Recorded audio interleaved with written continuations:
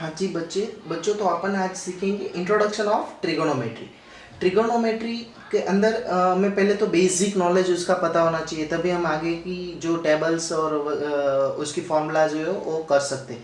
तो basic knowledge में उसकी फॉर्मूलाज कैसे फाइंड करते हैं उसकी शॉर्ट ट्रिक भी है, मैं आपको टेबल के थ्रू यहाँ पर समझाऊंगा भी। ये जो टेबल है उसको शॉर्ट में कैसे कर सकते हैं वो भी आपको मैं बताऊंगा। तो पहले उसके लिए हमें जो 8.1 एक्सरसाइज 8.1 के आगे जो है थोड़ी बहुत फॉर्मूलाज उसमें बेसिक नॉलेज होना ज़रूरी है, तो हम उसके बारे में पहले सीखेंगे और फिर मैं आपको बताऊंगा कि वो टेबल जो है उसको शॉर्ट फॉर्म में कैसे फाइंड कर सकते हैं। तो फर्स्ट अपन स्टार्ट करते हैं यहाँ पर एक एक्यूट एंगल के थ्रू मैं आपको बताऊंगा, राइट एंगल के थ्रू, सॉरी एक राइट एंगल के थ्रू आपको मैं बताऊंगा यहाँ पर। तो फर्स्ट मैं यहाँ पर एक राइट ट्राइंगल ड्रॉ कर रहा हूँ, A B C, therefore B is a right angle और A जो है वो आपका एक्यूट एंगल, मतलब C A B is a acute angle, clear? therefore angle C A B is a acute angle। now यहाँ पर जो है ये हाइपोटेनियस साइड है, ये क्या है आपकी हाइपोटेनियस।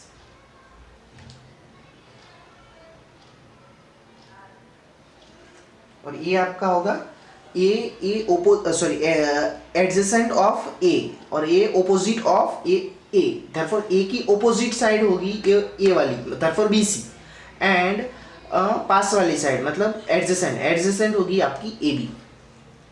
तो adjacent of A and opposite of A, clear? अब हम साइन कॉस और टेन के बेस पर हम पूरी फॉर्मूलाज फाइंड करेंगे। चलो फिर नेक्स्ट हम स्टार्ट करते हैं। Sine A is equal to क्या होगा आपका, sine A is equal to opposite upon hypotenuse, therefore B C by A C, opposite side जो होगी divide by hypotenuse, therefore opposite by hypotenuse, clear? अब next मैं find करूंगा cos A. हम angle ए के बेस पर ही फाइंड कर रहे हैं, ठीक है? अगर एंगल चेंज होगा सी के बेस पर तो ऑपोजिट साइड क्या होगी, सी की ऑपोजिट ए होगी और उसकी एडजेसेंट साइड पास वाली होगी। समझ में आया? तो आपको बच्चों ये क्लियर हुआ? आप अपन अभी यहाँ पर ए के बेस पर फाइंड कर रहे हैं। Cos A is equal to क्या होगा यहाँ पर, adjacent upon hypotenuse, therefore BA, therefore AB upon AC, AB by AC, clear? अब नेक्स्ट अपन को फाइंड करना है tan A। tan A is equal to क्या होगा, opposite by adjacent, opposite of A upon adjacent of A, therefore BC divide by AC। अब आपको पता ही है कि साइन का ऑपोजिट क्या होगा, साइन का ऑपोजिट होगा कोसेक, देयरफॉर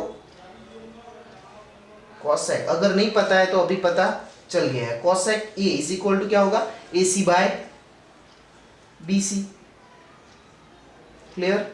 अब कॉस ए का opposite sec A is equal to A C by A B. Tan A का opposite cot A is equal to A C upon B C, clear? हाँ एक और, अब यहाँ पर अपन ऐसे भी लिख सकते हैं बी सी अपन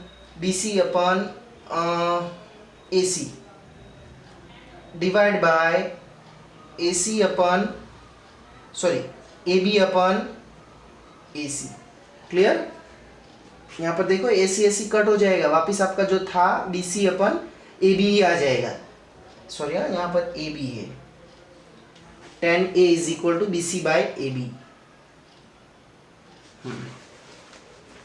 नेक्स्ट अब यहाँ पर देखो ये B C by A C क्या है आपका, साइन है, दिख रहा है? तो यहाँ पर अपन लिख सकते हैं sine A B upon A C क्या है, A B upon A C, therefore cos A, therefore tan A is equal to क्या, आपको नई फॉर्मूला मिली, tan A is equal to sine A upon cos A, same to same. अब cot A इसकी opposite ही है, आपको पता है tan a का ऑपोजिट कॉट है, देयरफॉर यहाँ पर क्या होगा, cot A is equal to cos A upon sine A. Clear. अब नेक्स्ट अपन को एक टेबल के बारे में सीखना है, जो टेबल मैं आपको अभी यहाँ पर सिखाऊंगा। तो उससे पहले ये जो टेबल आपको दिया गया है उसको हम शॉर्ट फॉर्म में कैसे याद रख सकते हैं, ये टेबल को हम इजी वे से कैसे याद रख सकते हैं उसके बारे में आपको मैं सिखाऊंगा। तो उसके लिए आपको पहले तो 3 ट्रायंगल याद रखने हैं बस। ये 3 ट्रायंगल याद हो गए, देयरफॉर आप कोई भी वैल्यू फाइंड कर सकते हो। तो फर्स्ट जो ट्रायंगल मैं आपको ड्रॉ करके यहाँ पर बता रहा हूँ, तीनों ट्रायंगल।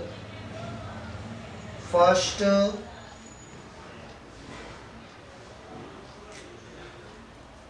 45, 30, 45 एंड 60।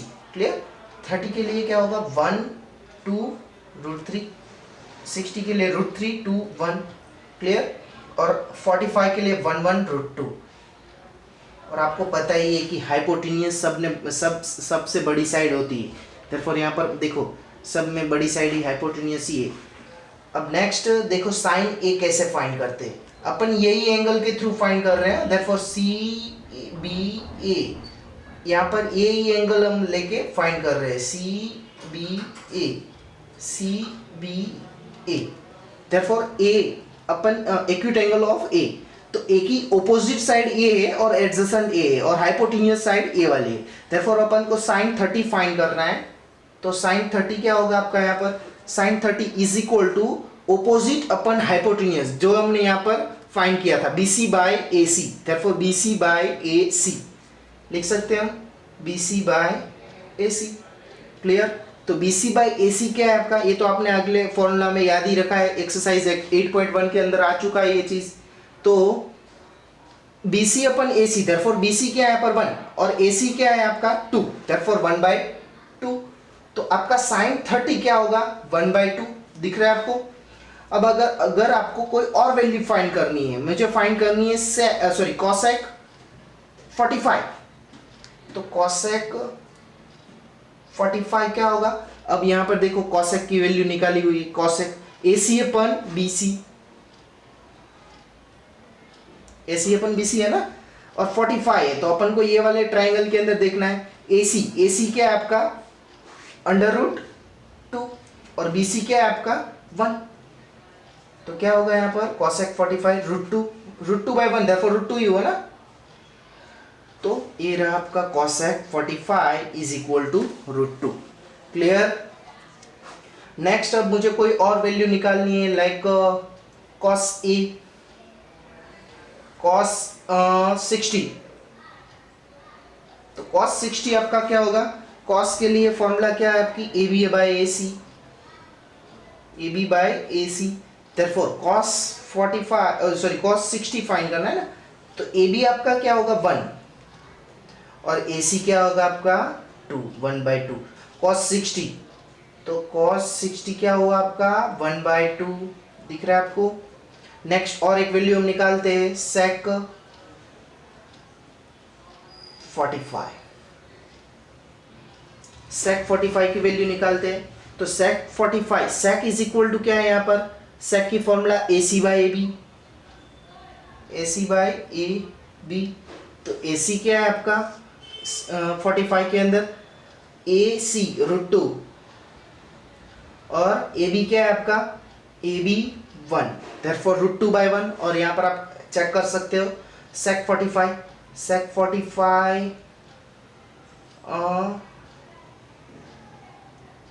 √2 दिख रहा है आपको यहाँ पर। क्लियर।